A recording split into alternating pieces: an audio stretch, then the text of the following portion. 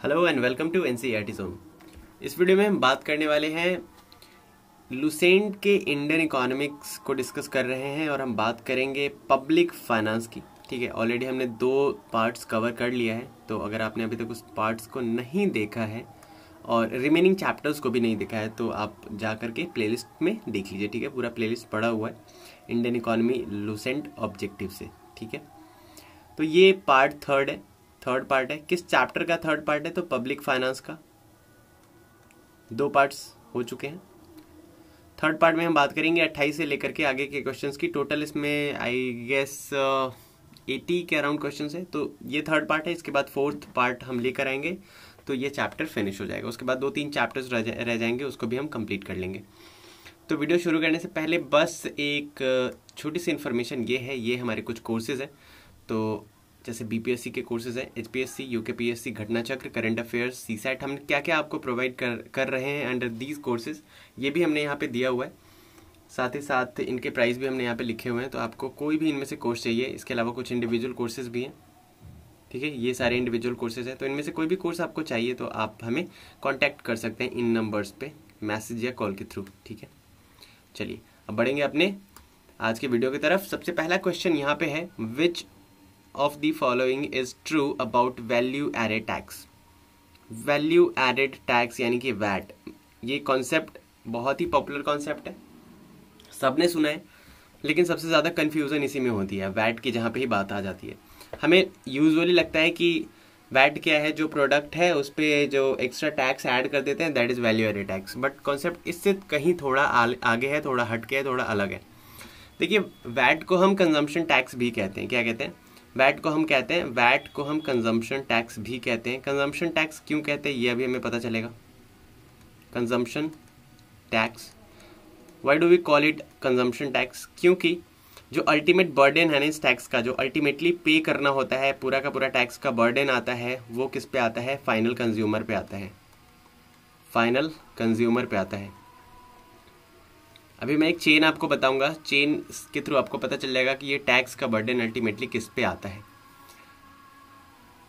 देखिए, एक प्रोडक्ट जब वो रॉ मटेरियल होता है और रॉ मटेरियल के बाद जब वो फाइनल प्रोडक्ट में तब्दील हो जाता है और फाइनली पहुंच जाता है कंज्यूमर के बीच, उनके बीच में बहुत सारे एजेंट्स आते हैं। जैसे सबसे पहले रॉ मटेरियल का प्रोड्यूसर आएगा, जो रॉ मटेरियल प्रोड्यूसर, इसको मैं आरएमपी से डिनोट कर रहा हूँ।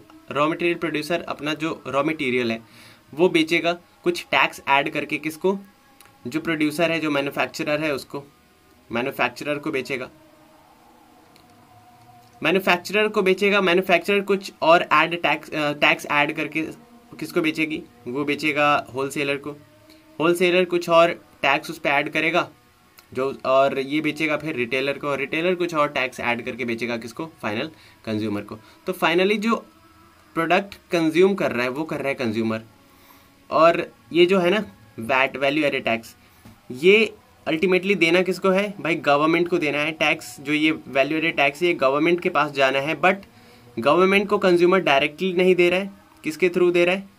इन एजेंट्स के थ्रू दे रहा है। ठीक है, तो वैल्यू एडेड टैक्स का ये कॉन्सेप्ट है। अभी होता क्या है, मैं एग्जाम्पल के थ्रू आपको बताता हूँ।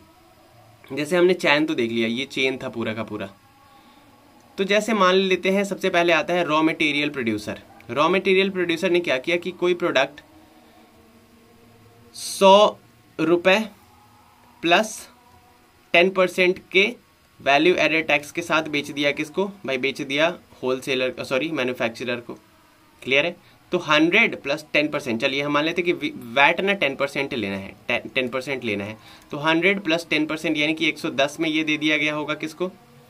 सॉरी, वेट 110 में किसको दे दिया होगा भाई? 110 में दे दिया गया होगा मैन्युफैक्चरर को।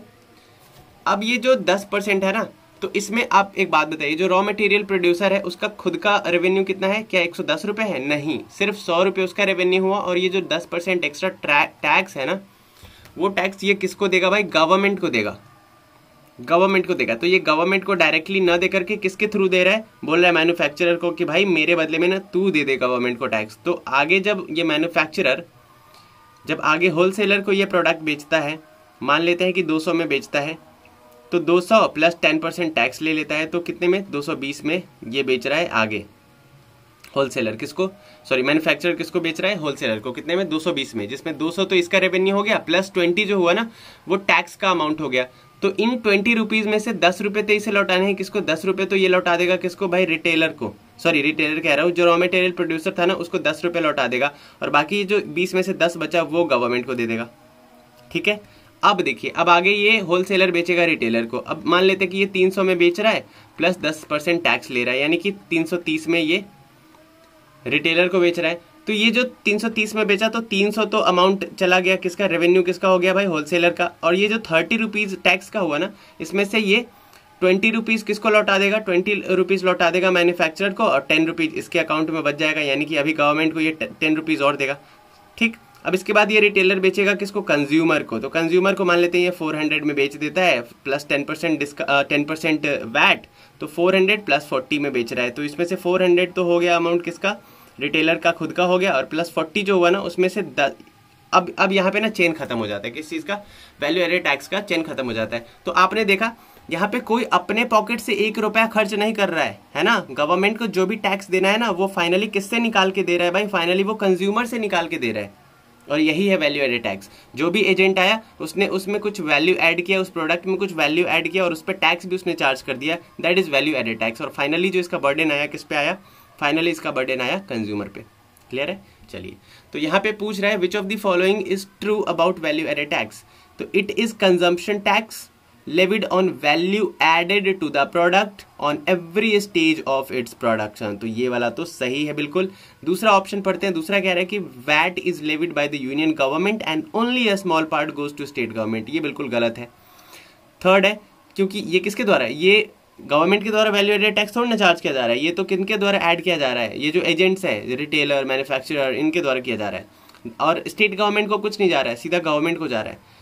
The income tax on retailers is now decided on the basis of their VAT collection in a year। ये भी गलत है। तो सिर्फ और सिर्फ पहला सही है, यानी कि ए ऑप्शन सही हो जाएगा। Only one is true about value added tax। Clear है, चलिए नेक्स्ट है 29 नंबर क्वेश्चन। 29 नंबर क्वेश्चन है, many a times we read in financial newspapers about public debt. हम बहुत बार पब्लिक डेट टर्म पढ़ते हैं फाइनेंशियल न्यूज़पेपर्स में। आपसे ये यहाँ पे पूछ रहा है कि which of the following is are the components of public debt. तो पब्लिक डेट के कंपोनेंट्स क्या है बताइए, फैक्टर्स क्या क्या हैं बताइए। तो सबसे पहले तो ये समझ लीजिए कि पब्लिक डेट होता क्या है। गवर्नमेंट जो भी अमाउंट लोन के तौर पे ले ले या किसी से बोरो कर ले, ठीक है, तो ये जो लोन या बोरोड अमाउंट है गवर्नमेंट के द्वारा, क्यों है, क्योंकि ये पब्लिक हित में काम करेगी, पब्लिक के बेनिफिट के लिए काम करेगी, पब्लिक के वेलफेयर के लिए काम करेगी, लाइक एजुकेशन पे काम करेगी, उसके अलावा हेल्थ पे काम करेगी, इंफ्रास्ट्रक्चर पे काम करेगी ये गवर्नमेंट। तो ये जितने भी अमाउंट इन्होंने ले लिए ना एज अ लोन और बोरो फॉर द पब्लिक वेलफेयर, ये इन सारों को इनको हम कहते हैं पब्लिक डेट। क्या कहते हैं इनको, पब्लिक डेट कहते हैं। और वो दोनों तरह के हो सकते हैं, मार्केट लोन हो सकते हैं, एक्सटर्नल लोन हो सकते हैं। Market loan in the sense कि किसी प्राइवेट बैंक से ले लिया, किसी बैंक से ले लिया, आरबीआई से ले लिया, ठीक है, और या किसी कंपनी से ले लिया, तो ये मार्केट लोन्स कहे जाएंगे। एक्सटर्नल लोन्स लाइक किसी बाहरी बैंक से ले लिया, जैसे एडीबी से ले लिया, वर्ल्ड बैंक से ले लिया, ये सब एक्सटर्नल लोन्स कहे जाएंगे। तो ये दोनों के दोनों क्या है, कॉम्पोनेंट्स है ऑफ पब्लिक डेट। तो यहाँ पे आंसर क्या हो जाएगा, both 1 and 2 is the answer. ठीक है, नेक्स्ट है, which of the following is are the non tax revenue components of the union budget of India. अभी देखिए, गवर्नमेंट के पास जो रेवेन्यू आता है, जो इनकम आता है, वो किन सोर्सेज से आता है, किन सोर्सेज से आता है, तो वो टैक्स से आता है ना, मेनली तो टैक्स से ही आता है। तो और टैक्स अलग अलग तरीके के हो सकते हैं, direct as well as indirect, दोनों टैक्सेस हो सकते हैं। तो क्या कस्टम ड्यूटी से गवर्नमेंट को पैसा आता है? जी हाँ, बिल्कुल आता है, बिल्कुल सोर्स है गवर्नमेंट के टैक्स का। तो ये तो आंसर नहीं होगा, क्योंकि हमें यहाँ पे नॉन टैक्स रेवेन्यू पूछ रहा है। इंटरेस्ट रिसीट, उसके अलावा डिविडेंड एंड प्रॉफिट, तो देखिए ये टैक्स का एग्जाम्पल नहीं है, टैक्स रेवेन्यू नहीं है, ये नॉन टैक्स रेवेन्यू है। और डिविडेंड एंड प्रॉफिट्स भी नॉन टैक्स रेवेन्यू है। देखिए, डिविडेंड एंड प्रॉफिट्स कब आएगा, जब गवर्नमेंट ने किसी बैंक में या किसी कंपनी में क्या कर रखा है, शेयर खरीद रखा है, तो उन शेयर्स पे क्या आएगा, गवर्नमेंट को डिविडेंड या प्रॉफिट आएगा। ठीक है। तो ये टैक्स रेवेन्यू का तो एग्जांपल नहीं है, है ना, ये तो इन्वेस्टमेंट रेवेन्यू हो गया। उसके अलावा इंटरेस्ट रिसीट कब आएगा? जब गवर्नमेंट ने किसी को लोन दे रखा है, मान लीजिए किसी स्टेट को लोन दे रखा है, किसी कंपनी को लोन दे रखा है, तो ये इंटरेस्ट रिसीट के तौर पे आएगा। तो ये भी टैक्स रेवेन्यू का एग्जांपल नहीं है, ये भी टैक्स रेवेन्यू का एग्जांपल नहीं है, जबकि कस्टम ड्यूटीज तो हमें देख के ही पता चल रहा है कि भाई ये टैक्स है, तो ये तो हमारा एलिमिनेट हो जाएगा, यानी कि 2 और 3 सही आंसर हो जाएगा। ठीक है, तो D option is the right answer, only 2 और 3। ठीक है, let's move ahead. Next question is, as we all know, Government of India pays special emphasis on the management of fiscal deficit. What is fiscal deficit? ये हम term already discuss कर चुके हैं, बहुत ही detail में हमने डिस्कस किया था चैप्टर शुरू होते ही, तो इसका पहला पार्ट आप जरूर देखिएगा। यहाँ पे मैं फालतू में टाइम वेस्ट नहीं करूंगा फिस्कल डेफिसिट दोबारा आपको इलेबोरेट या एक्सप्लेन करके। तो यहाँ पे सीधे आंसर की तरफ चलते हैं कि इसका आंसर क्या हो जाएगा? Excess of government disbursement comprising current and capital expenditure over its current receipts. तो गवर्नमेंट का जो करेंट और कैपिटल एक्सपेंडिचर है ना, ये जब ज्यादा हो जाए, जो एक्सपेंडिचर में किस तरीके के एक्सपेंडिचर? कैपिटल प्लस करेंट, ये दोनों क्या है, हमने इसको डिस्कस कर लिया है। करेंट यानी कि जो डे टू डे एक्सपेंडिचर्स है, रेगुलर एक्सपेंडिचर्स है। कैपिटल जो लॉन्ग टर्म के लिए इन्वेस्टमेंट गवर्नमेंट करती है, उस पर जो एक्सपेंडिचर होता है उसको कैपिटल एक्सपेंडिचर कहते हैं। ये जब ज्यादा हो जाए आपके करेंट रिसीट पे, यानी कि डे टू डे इनकम से ज्यादा हो जाए, तब इसे हम कहते हैं क्या? Fiscal deficit. तो डी आंसर सही हो जाएगा। ठीक है, उसके बाद है which of the following is are the function or functions of the finance commission of India. Finance commission का इनमें से क्या काम है? सबसे चलिए बात कर लेते हैं। फाइनेंस कमीशन की अगर बात करें तो हिंदी में इसको वित्त आयोग कहते हैं, और अगर हम इसको पॉलिटी से थोड़ा रिलेट करने की कोशिश करें तो कॉन्स्टिट्यूशन में जो आर्टिकल 280 है ना, वो फाइनेंस कमीशन के बारे में बताता है हमें। फाइनेंस कमीशन हर 5 साल पे क्या होता है? हर 5 साल पे इसको गठित किया जाता है। और उसके अलावा हम बात करें तो अभी 15वां वित्त आयोग चल रहा है हमारा, फाइनेंस कमीशन 15th है अभी, और इसके जो चेयरमैन है वो है एन के सिंह जी। एन के सिंह, इतना आप याद रखेंगे। तो ये अभी 15th चल रहा है, करंट वाला। ठीक है, आपसे एग्जाम में पूछ सकता है कि 12th जो फाइनेंस कमीशन था उसके चेयरमैन कौन थे, या 13th के चेयरमैन कौन थे। तो उसी तरीके से 15th के चेयरमैन भी पूछ सकते हैं, तो कंफ्यूज मत होइएगा। जो करंट चल रहा है वो 15th चल रहा है, क्लियर है, और एन के सिंह इसके चेयरमैन है। तो यहाँ पे पूछ रहा है कि इनमें से क्या फंक्शन या फंक्शंस, एक हो सकता है फंक्शन या एक से ज्यादा हो सकता है। पहला स्टेटमेंट अगर हम पढ़े तो कह रहा है distribution of the net proceeds of the taxes which are divisible between union and states. तो जो भी सरकार के पास नेट प्रोसीड्स आया, net proceeds in the sense कि जो भी ओवरऑल टैक्सेस आए गवर्नमेंट के पास, उनमें से सेंट्रल गवर्नमेंट या यूनियन गवर्नमेंट कितना रखेगी, स्टेट गवर्नमेंट को कितना हिस्सा जाएगा, किस किस टैक्सेस का हिस्सा स्टेट गवर्नमेंट के पास जा सकता है, ये सब कुछ कौन डिसाइड करता है? ये करता है फाइनेंस कमीशन। तो पहला तो है भाई फंक्शन है ये फाइनेंस कमीशन का। वैसे ही सेकंड ऑप्शन की तरफ बढ़े तो सेकंड ऑप्शन कह रहा है they recommend the principles which should govern the grant in aid of the revenues of the states out of the consolidated fund of India. India का जो कंसोलिडेटेड फंड है उसमें जितना भी रेवेन्यू आया उनमें से कितना ग्रांट मिलना चाहिए स्टेट्स को। ठीक है, ये भी डिसाइड करती है फाइनेंस कमीशन। तो पहला और दूसरा दोनों फंक्शन है स्टेट गवर्नमेंट का। तो आंसर क्या होना चाहिए? आंसर होना चाहिए सी ऑप्शन, बोथ 1 और 2। क्लियर है, चलिए नेक्स्ट है which among the following is the exclusive jurisdiction of the state government. Exclusive jurisdiction का क्या मतलब हुआ कि ये जो टैक्स रहेगा ना, ये जो टैक्स है, इस पे सिर्फ और सिर्फ इकलौता हक किसका है?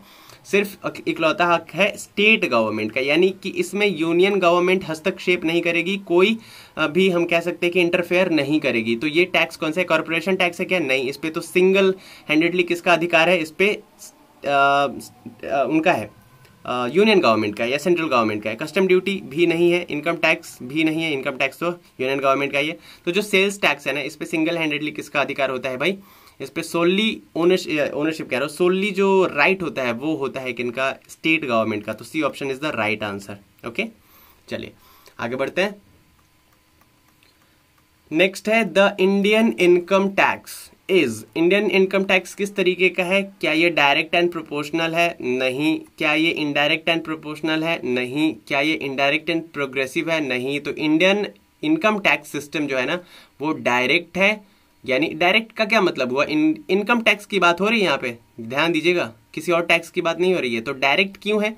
क्योंकि people has to pay it directly to the government. बीच में कोई भी तीसरा ये थर्ड पार्टी नहीं इन्वॉल्व होता है। जैसे ये एक आदमी है जिसका नाम है राम, वो जो उसका जो इनकम हुआ ना उस पर डायरेक्टली वो किसको इनकम टैक्स पे करता है, गवर्नमेंट को पे करता है, बीच में किसी थर्ड पार्टी के थ्रू ये नहीं करता है। तो इनकम टैक्स एक तो डायरेक्ट टैक्स है, ये तो समझ में आ गया।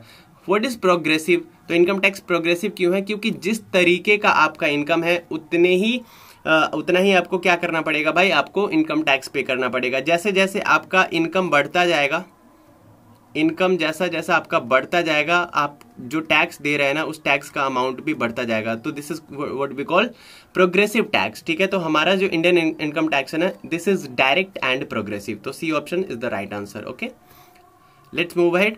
Next question is Which one of the following is the most important item of expenditure of the government of India on revenue account? Revenue account का क्या मतलब हो गया? जो डे टू डे आपका खर्चे हैं या डे टू डे जो इनकम्स है रेगुलर, जो हर साल करना पड़ता है इंडियन गवर्नमेंट को, जो लॉन्ग टर्म के लिए करे, जो कभी कभी हो, वो तो कैपिटल की कैटेगरी में आ जाएगा। जो रेगुलर हो वो रेवेन्यू के कैटेगरी में आ जाएगा। तो रेवेन्यू अकाउंट की अगर हम बात करें तो सबसे most important item of expenditure क्या है? तो ये है हमारा इंटरेस्ट पेमेंट्स। जो गवर्नमेंट को इंटरेस्ट पे करना होता है ना वो हर साल करना होता है एक्चुअली, कभी भी स्किप नहीं कर सकते, क्योंकि गवर्नमेंट ने अलग अलग जगहों से, अलग अलग कंट्रीज से, अलग अलग संस्थाओं से कुछ ना कुछ बोरो कर रखा होगा for the welfare of the society, या लोन ले रखा होगा। तो इन पे भाई इंटरेस्ट भी तो पे करना पड़ेगा ना गवर्नमेंट को। तो इंटरेस्ट पेमेंट जो है ना ये वन ऑफ द क्रूशियल, या हम कह सकते हैं कि important, most important item of expenditure है अगर हम बात करें रेवेन्यू अकाउंट की, तो गवर्नमेंट के रेवेन्यू अकाउंट की।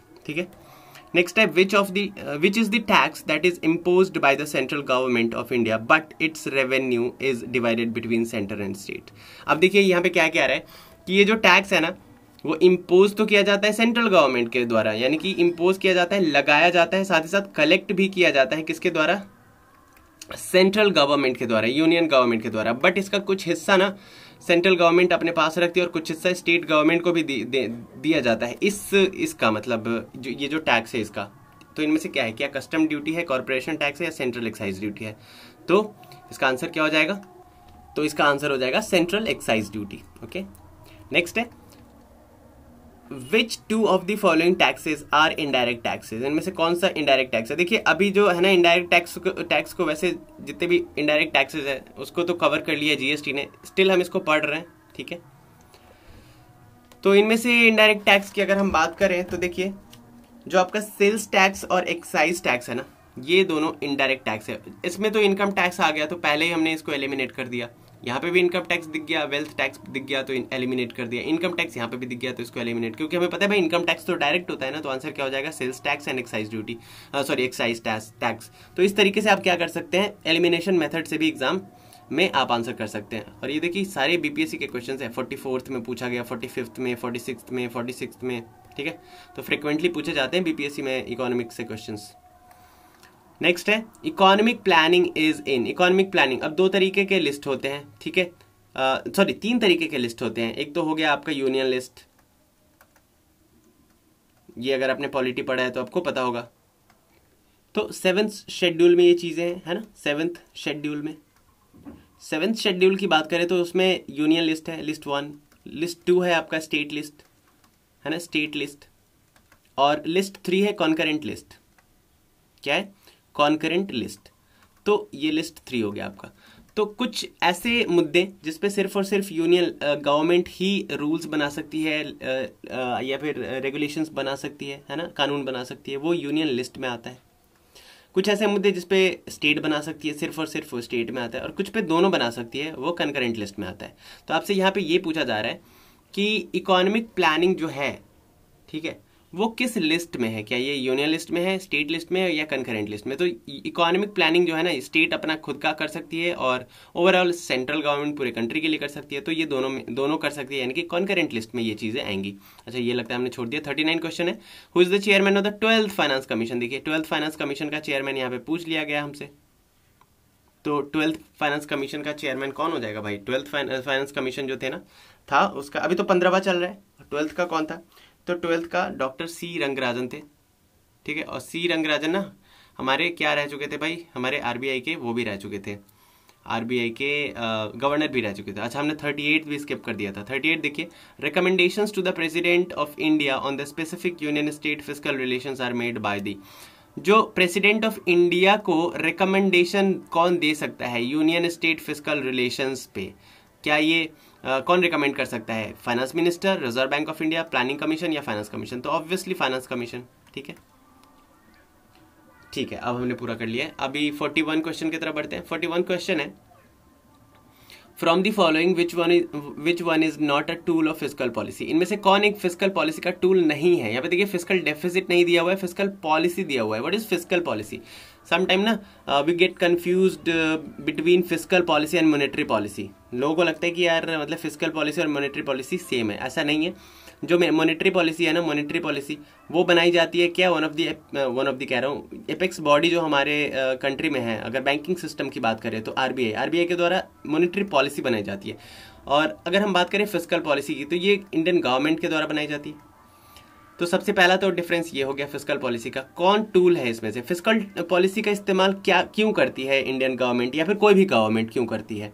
तो जो हमारी इकोनॉमी है ना, इकोनॉमी को इन्फ्लुएंस करने के लिए इन अ पॉजिटिव वे हम कुछ नीतियां बनाते हैं, हमारी गवर्नमेंट कुछ नीतियां बनाती है, उसे ही हम फिस्कल पॉलिसी कहते हैं। जैसे टैक्सेशन रहेगा तो क्या होगा, गवर्नमेंट के पास रेवेन्यू आएंगे जिससे वो काम कर सकेगी अच्छे से। तो taxation is one of the tool of fiscal policy. Public expenditure भी है। पब्लिक एक्सपेंडिचर से क्या होगा कि गवर्नमेंट एक्सपेंडिचर करेगी, कैपिटल एक्सपेंडिचर करेगी, रेवेन्यू एक्सपेंडिचर करेगी, तो असेट्स ला पाएगी, हेल्थ पे काम कर पाएगी, ठीक है, और एजुकेशन पे काम कर पाएगी, यानी पब्लिक वेलफेयर के सेक्टर में ओवरऑल काम कर पाएगी। पब्लिक डेट भी इसीलिए लिया जाता है। तो ये तीनों के तीनों टूल है भाई, किसके? फिस्कल पॉलिसी के पार्ट है। जबकि इंटरेस्ट रेट बात करें तो ये नहीं, ये मॉनेटरी पॉलिसी का हम कह सकते हैं कि मॉनेटरी पॉलिसी का टूल है, क्योंकि इंटरेस्ट रेट से बढ़ा घटा करके क्या इन्फ्लेशन को कंट्रोल किया जाता है आरबीआई के द्वारा। क्लियर है? तो उम्मीद करता हूँ ये समझ में आया होगा। नेक्स्ट है फिस्कल डेफिसिट क्या है, तो अभी हमने बात करी थी, sum of budget deficit and government's market borrowings and liability, ये सबको इकट्ठा कर दे तो फिस्कल डेफिसिट बन जाएगा। नाउ यहाँ पे हमसे पूछ रहा है mode VAT is related to, what is mode VAT? देखिए, वैट तो हमें पता है, value added tax. What is mode VAT? क्या मोदी वैट है? नहीं, मोड वैट का मतलब है मॉडिफाइड वैट। ठीक है, modified VAT. What is modified VAT? तो कभी कभी हो क्या जाता था कि वैट, जैसा हमने देखा कि वैल्यू एडिशन पे लगाया जाता है ये टैक्स। जितना वैल्यू एडिशन किया, जैसे मान लीजिए पहले 100 रुपए थे, उस पर 10% लग गया तो 110 रुपए ये ओवरऑल माना जाता था, जिसमें से 10 रुपए देने होते थे गवर्नमेंट को और 100 रुपए जिस पार्टी का, उस पार्टी का रेवेन्यू हो जाता था। अब वो पार्टी किसी और पार्टी को सामान बेचती थी तो वो अगले पार्टी को 220 में मान लीजिए बेचता था, तो 200 इसका खुद का रेवेन्यू हो जाता था, 10 रुपए वापस इसको कर देता था और 10 रुपए इस गवर्नमेंट को देने पड़ते थे। तो इस तरीके से ये टैक्स का सिलसिला चल रहा था। तो कभी कभी ऐसा हो जाता था कि डबल काउंटिंग हो जाती थी टैक्सेस की। तो अगर मान लीजिए 2 पर्सन है, ए और बी, तो ए ने टैक्स चार्ज किया बी को सेल करते हुए और बी ने गवर्नमेंट को टैक्स दे दिया। तो हुआ क्या कि ए ने जो टैक्स चार्ज किया प्लस बी ने जो टैक्स चार्ज किया वो दोनों मिलकर के गवर्नमेंट को चला गया।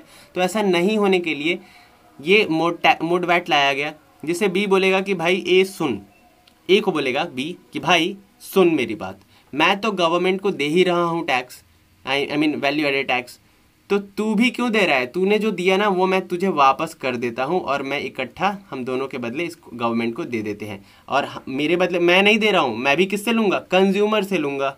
तो कंज्यूमर से मैंने तेरे बदले भी ले लिया, खुद के बदले भी ले लिया, तो हमें कुछ टैक्स नहीं देना पड़ा और कंज्यूमर ने फाइनली गवर्नमेंट को टैक्स दे दिया।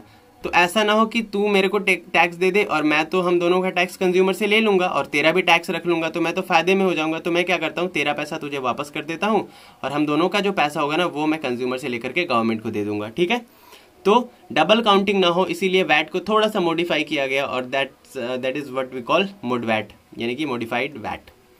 नेक्स्ट है, which one of the following forms the largest share of deficit in government of India budget?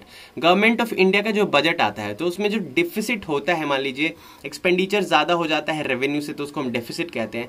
तो सबसे ज्यादा डेफिसिट किसका होता है? क्या ये प्राइमरी डेफिसिट होता है, रेवेन्यू डेफिसिट, बजटरी डेफिसिट या फिस्कल डेफिसिट? तो सबसे ज्यादा जो शेयर होता है ना वो फिस्कल डेफिसिट का ही होता है। नेक्स्ट है, Which of the following taxes is levied and collected by the union but distributed between union and state? अभी हमने बात की थी कि कलेक्ट तो किया जाता है, लगाया भी जाता है यूनियन गवर्नमेंट के द्वारा यानी कि सेंट्रल गवर्नमेंट के द्वारा, बट डिस्ट्रीब्यूट किया जाता है दोनों में ही। तो ये टैक्स कौन सा था? तो ये टैक्स था भाई कौन सा तो ये टैक्स था tax on income other than on agricultural income.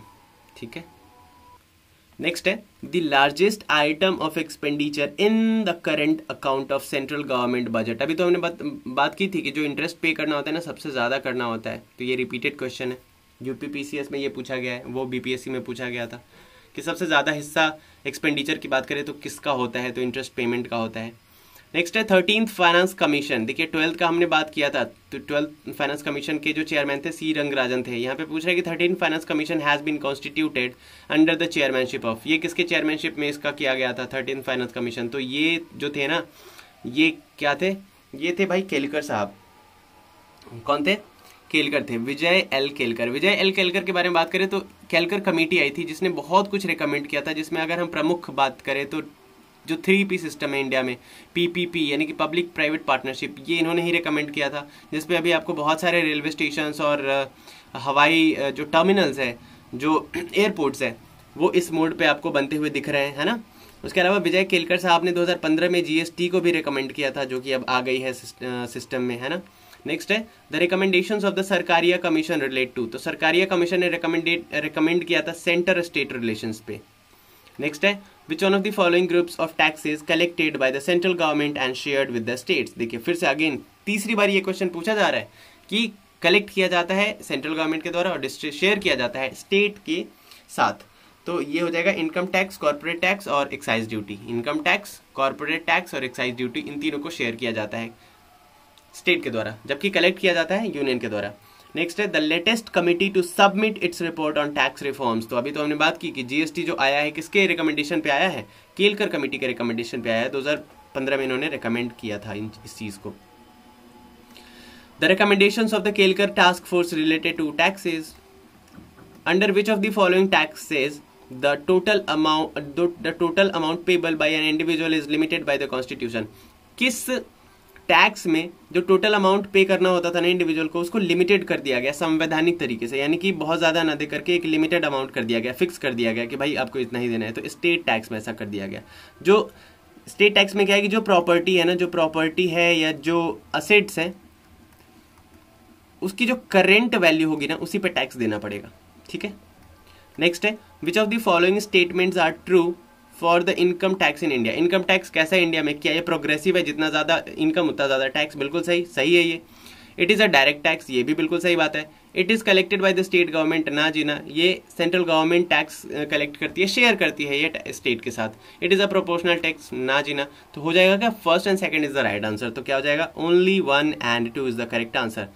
Second last question है which of the following is not a function of the finance commission. इनमें से फाइनेंस कमीशन का क्या काम नहीं है? Devolution of income tax. क्या डिवोल्यूशन का मतलब क्या होता है? सबसे पहले तो आप ये समझ लीजिए कि ट्रांसफर ऑफ शेयर या अथॉरिटी। तो इनकम टैक्स कलेक्ट करना और स्टेट के साथ शेयर करना, मतलब मान लीजिए central government income tax collect करती है, तो उसको कौन बताता है कि भाई आप स्टेट के भी साथ इसको शेयर कीजिए? तो ये फाइनेंस कमीशन ही रिकमेंड करता है। तो ये तो है भाई, ये काम है किसका? फाइनेंस कमीशन का। डिवोल्यूशन ऑफ एक्साइज ड्यूटी, ये भी कहती है कि भाई एक्साइज ड्यूटी भी उसके साथ शेयर करिए आप। उसके बाद डिवोल्यूशन ऑफ ट्रेड टैक्स, ये नहीं है। अवॉर्ड ग्रांट्स इन एड, तो बिल्कुल किस स्टेट को कितना शेयर मिलना चाहिए ये भी बताता है फाइनेंस कमीशन। तो ये तीनों काम है किसका? फाइनेंस कमीशन का। तो यह कौन काम नहीं है? तो ये वाला काम नहीं है, और यही हमारा आंसर हो जाएगा। नेक्स्ट है which this is the last question of today's session. इसके बाद हम एक और पार्ट करेंगे जिसमें हम कवर कर लेंगे पूरा का पूरा। ठीक है, which one of the following sets of sources of revenue belongs to the union government alone। इनमें से कौन सा set of sources of revenue है जो सिर्फ और सिर्फ इसका जो रेवेन्यू आएगा ना इन टैक्सेस से, वो सिर्फ और सिर्फ सेंट्रल गवर्नमेंट को जाएगा? Gift tax, holding tax, sales tax, income tax, wealth tax, land revenue, custom duties, corporation tax. इनमें से कौन सा वो है जो सिर्फ और सिर्फ इनके पास जाएगा? तो अगर हम बात करें कस्टम ड्यूटीज की प्लस कॉर्पोरेशन टैक्स की, तो ये सिर्फ और सिर्फ सेंट्रल गवर्नमेंट के पास ही रहता है। तो ये हमारा आंसर हो जाएगा। तो उम्मीद करता हूँ यहाँ तक समझ में आया होगा। समझ में आया तो क्या करेंगे, कमेंट करके ज़रूर बताएंगे। प्लीज़ डू कमेंट और बताएं कि आपको कैसा लगा ये सेशन, समझ में आया या नहीं आया। आपका एक कमेंट हमें प्रोत्साहित करने के लिए काफ़ी है। क्या बोलते हैं, हाँ ठीक है, जो भी है काफ़ी है। और उसके अलावा शेयर ज़रूर करेंगे, जहाँ पे भी शेयर कर सकते हैं, किसी भी ग्रुप में, किसी भी मैसेज के थ्रू, व्हाट्सएप के थ्रू, फेसबुक के थ्रू, जैसे भी आपको करना है बस कर दीजिए, शेयर हो जाना चाहिए। और चैनल पे नए तो please do subscribe to the NCERT zone. And अगर आपको कुछ PDF वगैरह चाहिए तो आप हमारे टेलीग्राम ग्रुप से जुड़ सकते हैं, आप हमारे व्हाट्सएप ग्रुप के साथ जुड़ सकते हैं, दोनों का लिंक डिस्क्रिप्शन में है। एज वेल एज हम इंस्टाग्राम पे है NCERT जोन के नाम से, उसके अलावा फेसबुक पे हमारा पेज है NCERT जोन के नाम से, तो go there and like and follow us. उसके अलावा आपको कोई भी कोर्स चाहिए तो ये मैंने बताया, आपको कोई भी कोर्स चाहिए तो बिल्कुल आप क्या कर सकते हैं, बिल्कुल हमें मैसेज कर सकते हैं या फ़ोन कर सकते हैं, किसी भी मीडियम से कर सकते हैं। तो मिलते हैं नेक्स्ट वीडियो में, till then bye bye and as always take care.